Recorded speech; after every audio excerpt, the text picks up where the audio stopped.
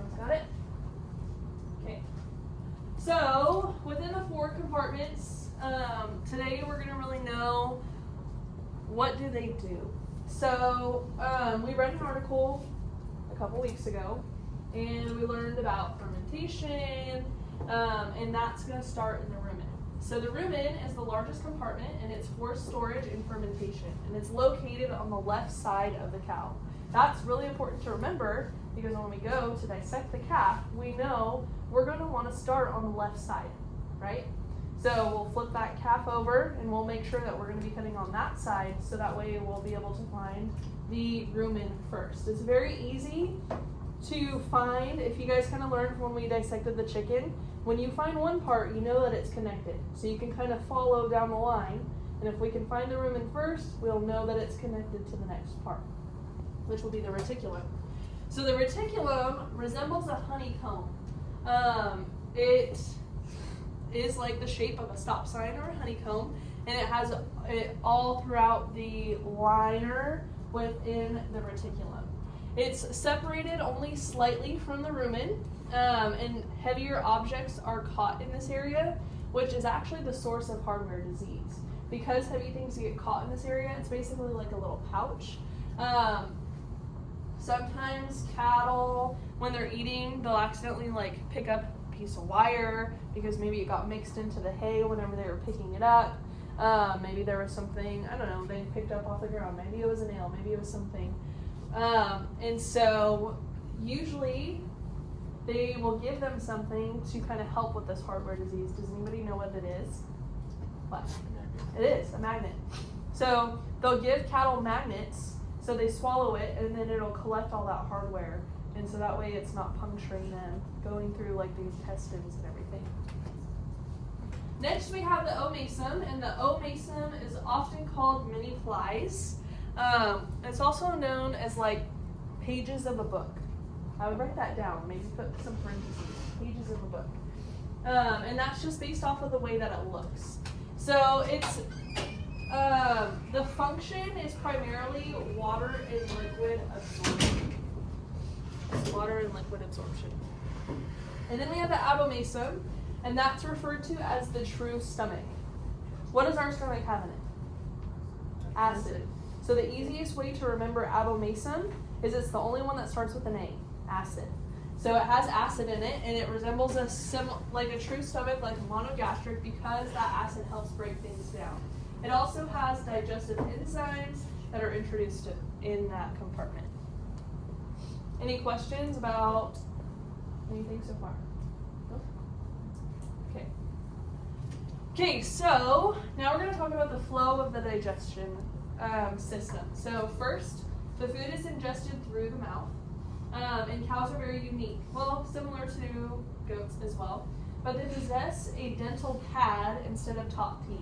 So if you want to, put your tongue at the top of your mouth, at the roof of your mouth. That is going to be basically all they have. They don't have your teeth, but it's hard. It's a lot harder than our hard palate because it's going to help break the food off. And the food is grasped by the tongue and ripped, and then the food gets ripped off.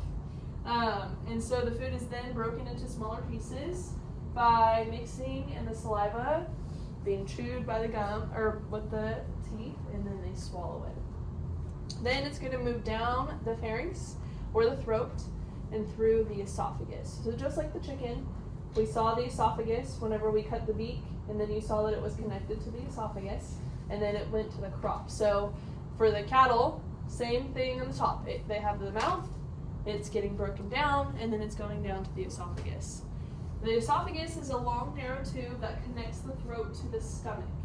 And then peristalsis is wave-like contractions that help propel the food. So it's moving back and forth, and it's pushing the food down the esophagus all the way to the stomach.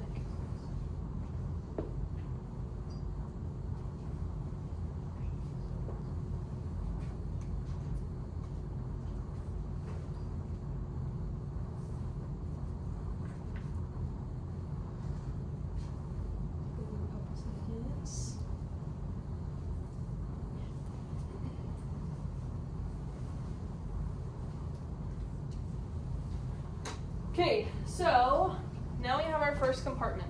I have images up at the top, and this is basically what these are going to look like. So the rumen we haven't talked about yet, but the rumen looks like long shag carpet. Or if you've ever played with like those stringy toys, they actually put one on this poster. See how it has like these like stringy little hairs that are rubbery pulling off or coming off of it?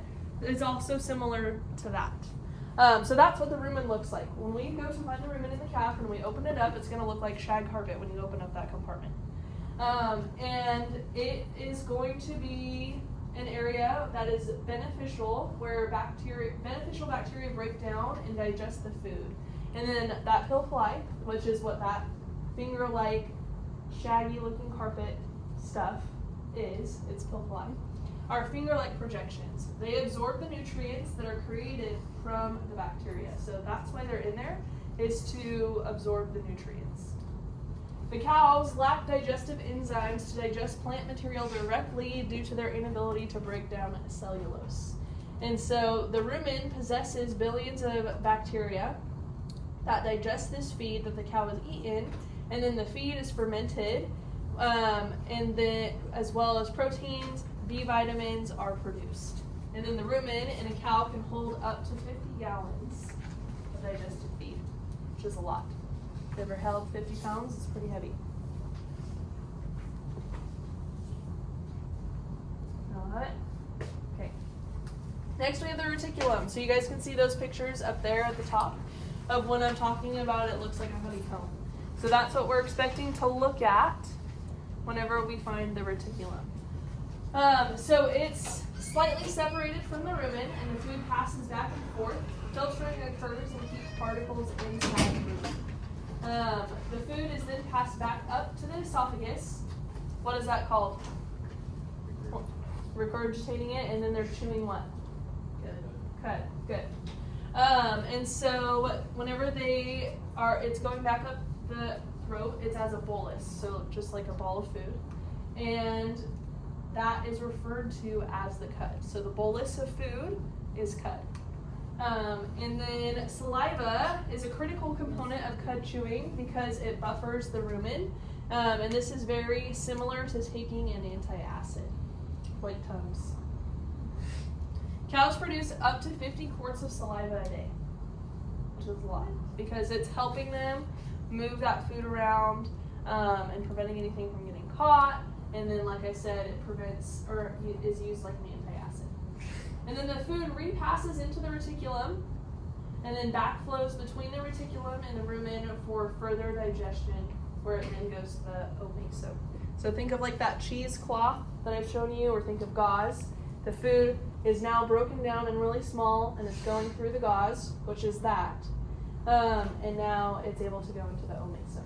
So it's broken down smaller, and it passed through through the reticulum into the omasum. Okay, next we have our omasum. The omasum is like the book that I talked about. See how it looks? Or even think about like a blanket. When you have a blanket all folded up and you can see all the lines in it, that's the omasum. So the cud will pass into the omasum, and the primary purpose is water absorption and absorption of substances from digestion. Remember, it's really broken down now. It just went through, think of like that gauze, and it's watery now. So that's why it's the liquid absorption. And this organ specifically is lacking in modified ruminants. We've talked about just ruminant animals, but we've also talked about modified. Does anybody remember what is an example of a modified ruminant? What animal? Horse. No. What's another one? What's kind of like a sheep and a goat but tall? An alpaca or a llama? Good. Okay, next we have our abomasum. How do you remember what it has in it? Acid. How do you remember that? Has an A. Good. Don't forget that. So the abomasum is the true stomach, and it functions just like a monogastric stomach, which is what we are. So that's what that's referring to. It has acids, buffers, and enzymes to break the food down. The food continues on into the small intestine where nutrient absorption and water absorption occur. The enzymes are secreted in from the pancreas and liver. And then 3 portions are in the small intestine. You have the duodenum, and then the ileum. So we'll look at the small intestines as well when we dissect these calves, and we'll be able to see those 3 different parts. Does everybody have this? Okay, lastly, the food continues into the cecum in the first part of the large intestine. The food will continue through the large intestine to the colon and then the far end. And then from the colon, it is excreted through the rectum, and undigested food and body waste are eliminated through the anus, the opening of the rectum. So anything that is getting excreted out of an animal means that it was undigested. They didn't use it. And so it's being removed. It wasn't beneficial to them.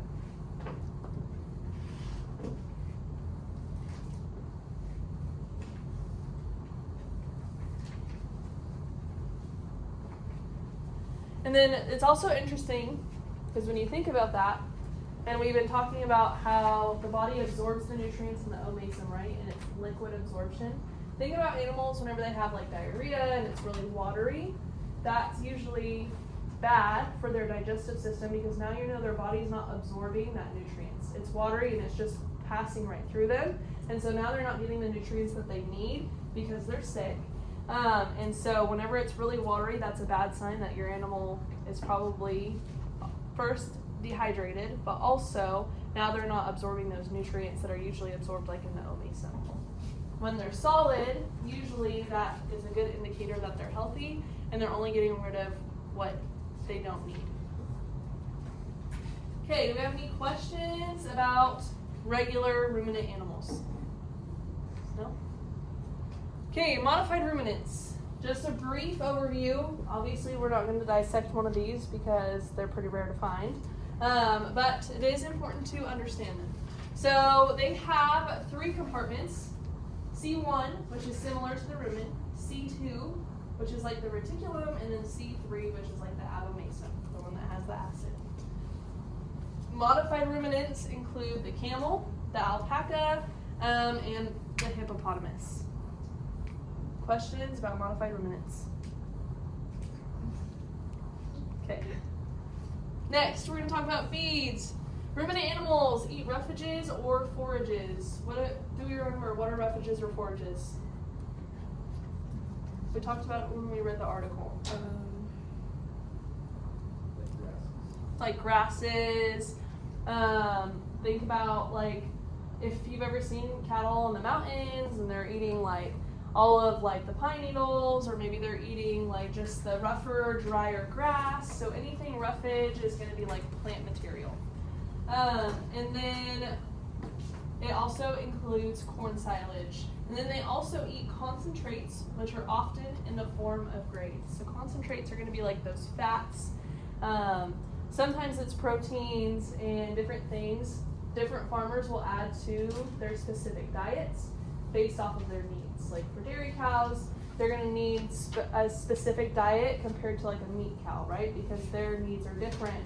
Because some need to gain weight and get fat, and you want the marbling, but you also want the muscle, so you have good meat-producing cattle.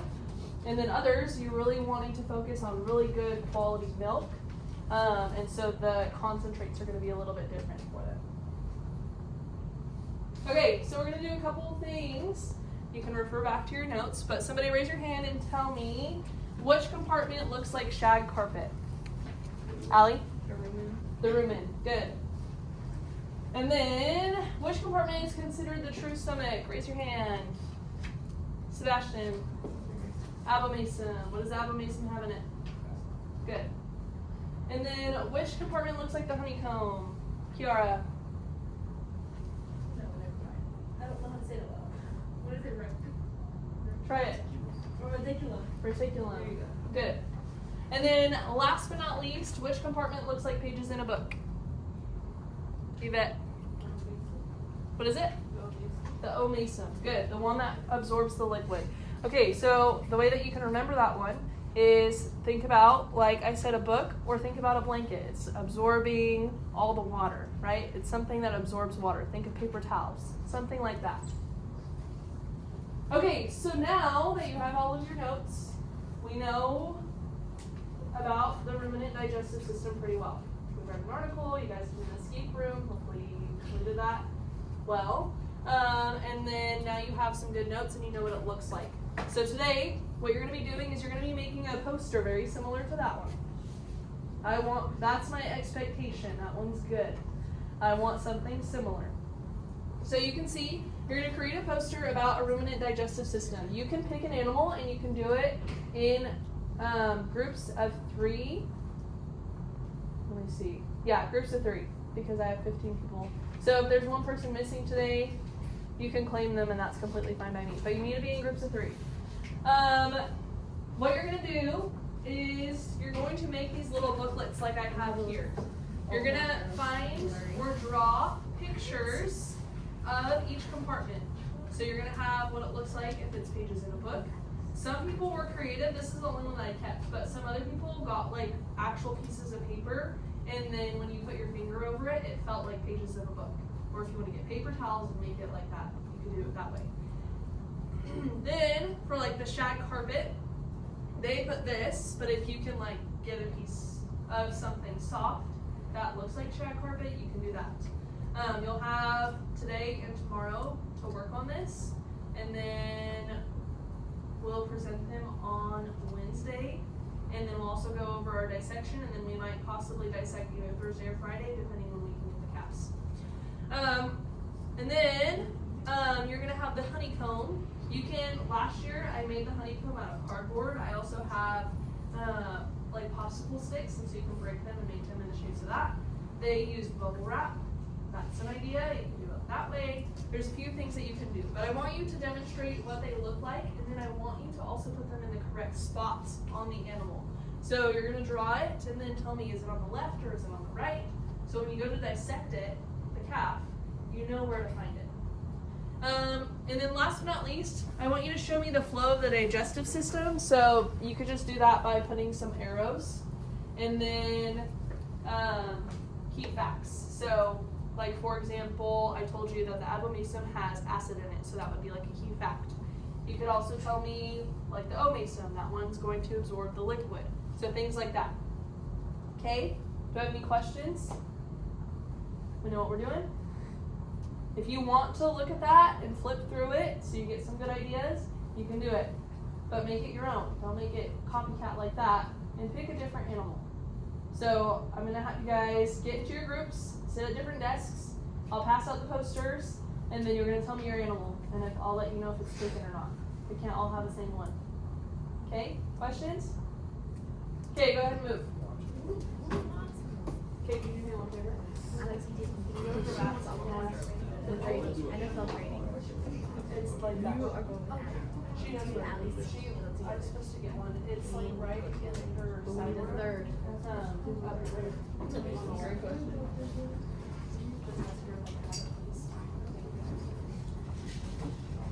So move in your tables. We should have groups of 3.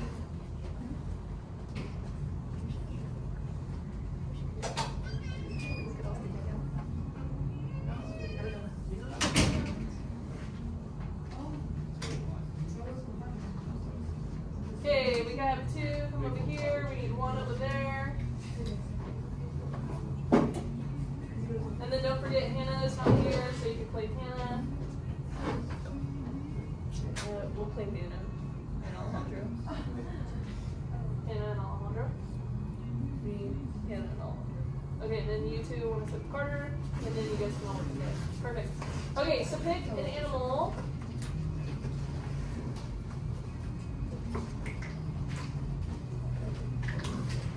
Think about an animal. It could be a sheep, it could be a goat, or it could be a cow. There will be a couple repeats. That's okay. But we should not have everybody as a goat, everybody as a sheep.